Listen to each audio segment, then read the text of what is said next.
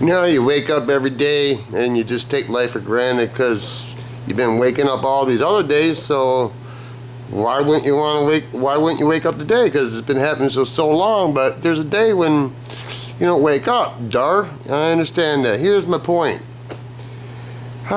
See, things like this usually would upset me, and it does, but I have to put it in perspective.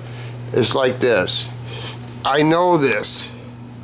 When it's coming off tight, you tighten it back up. Then you loosen it. Then you tighten it back up and keep doing it back and forth so the bolt don't snap off. And I learned on YouTube, if you use acetone and transmission fluid and let it set overnight, it'll break the threads loose quite well. I've done it before and it actually works really good. What it is basically is this bolt is rusted inside there. And here we go. Of course, you know what happened when that snapped off. You know, I was really happy because I'm not known to have a good outlook. The glass is half empty. I'm pretty negative, don't know why, and that shit needs to stop. And then you walk over here and this nut,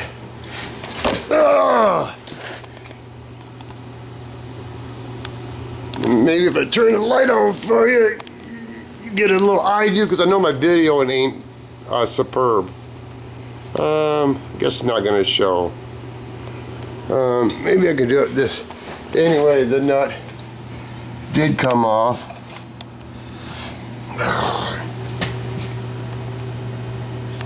There you go. The nut came off, and then you put the nut back on and you start hammering on it so you don't screw the threads up to try to get that long bolt out. Because I would assume, because I forgot to watch video last night, not that I need to, but I do. I just wanted to break the sway bar. Sorry for the crappy videoing.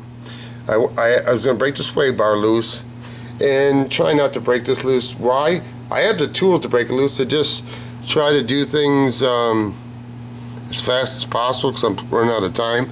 I did take the cotter pins out last night, and what my plan is, and I don't think it's very safe, but I'm gonna try it because you got to try something.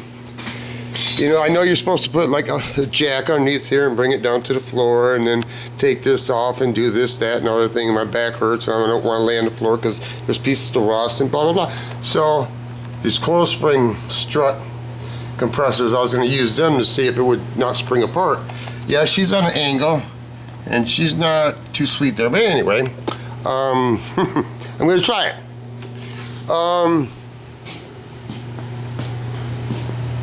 These are my brother's rims. Believe it or not, these rims and tires are at least 30 years old. At least. And a good friend of mine says that these tires are no good. They're not weather checked. They're biased tires. You guys, most guys that are younger than me are not going to remember this brand. Super stock Formula Ones. But anyway, I'm going to run these tires and they're biased and they're not radios. Okay, do I have a point? Oh yeah, I have a point. That you see these crappy lights down there? They got a yellow tinge to it. Just go buy LEDs. It's just, what are you gonna save your money for your kids? Is that what you're gonna do, Tom? No, because my kids are doing, both my kids make more money per hour than I ever did in my whole life. That's a fact, and I am happy for them. See how it just is dingy? You know, and then you just run this little light. LEDs, a lot brighter. Anyway, what's my point? I think I do have a point.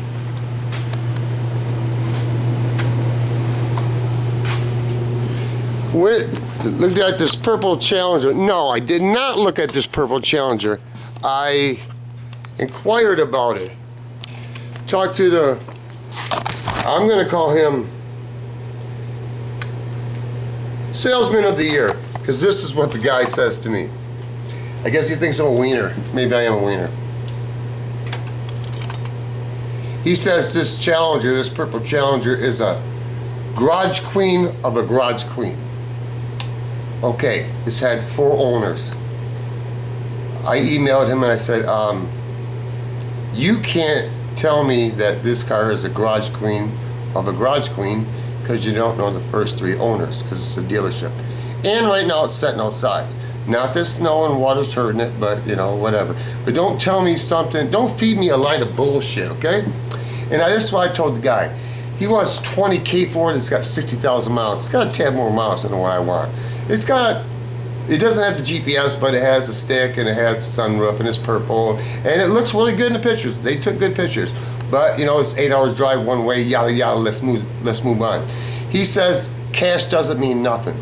Oh, really? Okay, so you're telling me cash doesn't mean nothing, and this is what his philosophy is. He says that if I get a loan through him, they may make more money. Yeah, I know, that's why I have cash. Okay, and I realize that he is the only salesman. There is 2 owners that are younger than him. Anyway, you know, he tried to kind of rub me the wrong way, so this is what I put in the email. I said, you know what? Purple is not a popular color among men, because men they think purple is girlish.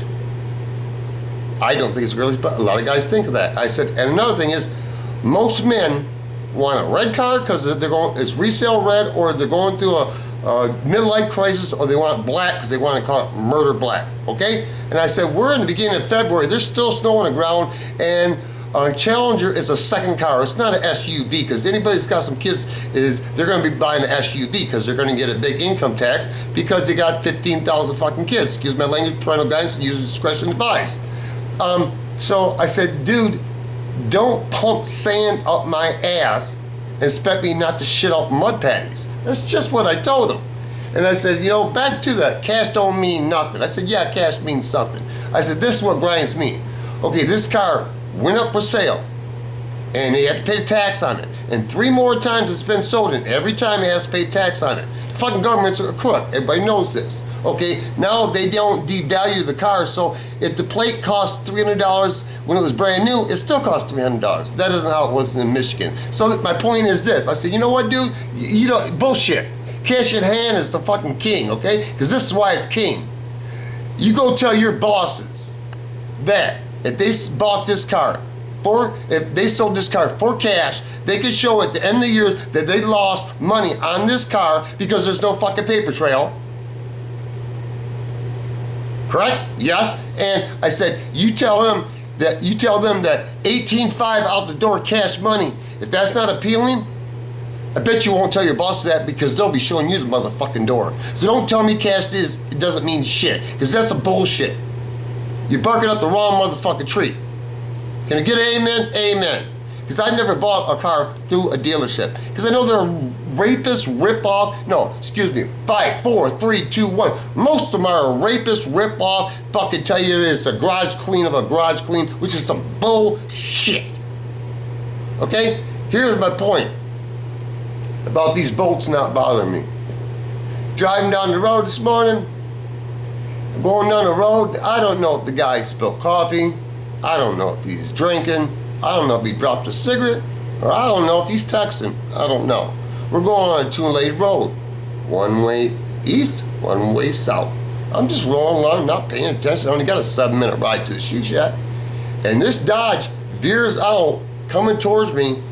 I seen it when it went by after he darted bad in. It was a Dodge 4-wheel drive, 4-door. And it's coming right straight for me. I slam on the brakes, because I already got P on PD. Now, if I was in the S10 truck with full coverage, I would have hit that motherfucking car today and say, pay me. Because that way I can get a Challenger real quick, because I don't want an S10 truck and a Challenger insured at the same time, because you're going to split half your time. It's like a V-Rod and a Spider. You know, I don't want to insure both of them because you split your time. Really shouldn't have both. Anyway, then he veers back in. And I had to slam my brakes. Will I say that if I didn't slam my brakes, would there have been an accident? No, I'm not going to say that, but I did slam on the goddamn brakes. My truck was going like this sideways, not sideways, but 45, and then he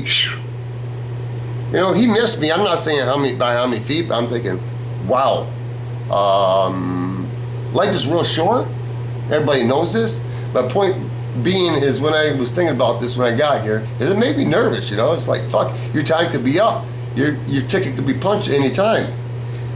Here's something my grandma told me a long time ago. Probably heard it before and you're going to hear it again if you're still listening. If you have a problem and money will make that problem go away, it's not a problem. That's how I look at these boats. I usually get pissed off about little shit because I don't know, because I got a not a biological clock, but I got a clock in my head of stuff I want to get done, and I never get enough done, and I run myself down, and because I got too many toys and whatever. Anyway, I didn't go to the UP because a friend of mine that I've known for 35 years, she's older than me. I don't know how old, because women, you don't ask women their age. I didn't go to the UP. I could have went to the UP, but I had a problem with my sled. But I had found out through her daughter that, you know, she had cancer. I don't even know what kind of cancer, because she won't talk about it and I won't bring it up. She had cancer about a year or so ago. She beat it. She was in remission. Went through chemo, all this stuff. Now, cancer's back.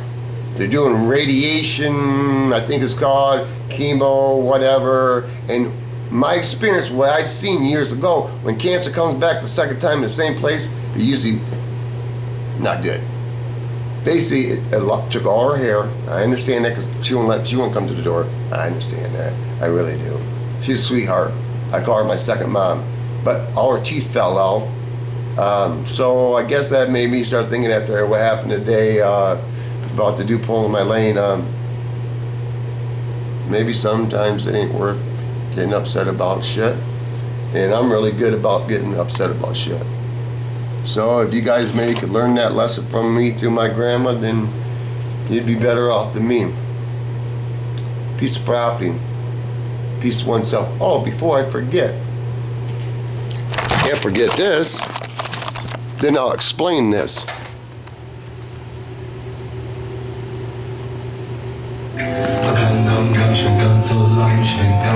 Just for YouTube.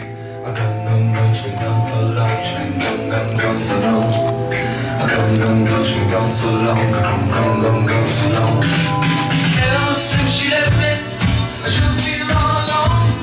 A little misunderstanding, I can't get her on the telephone.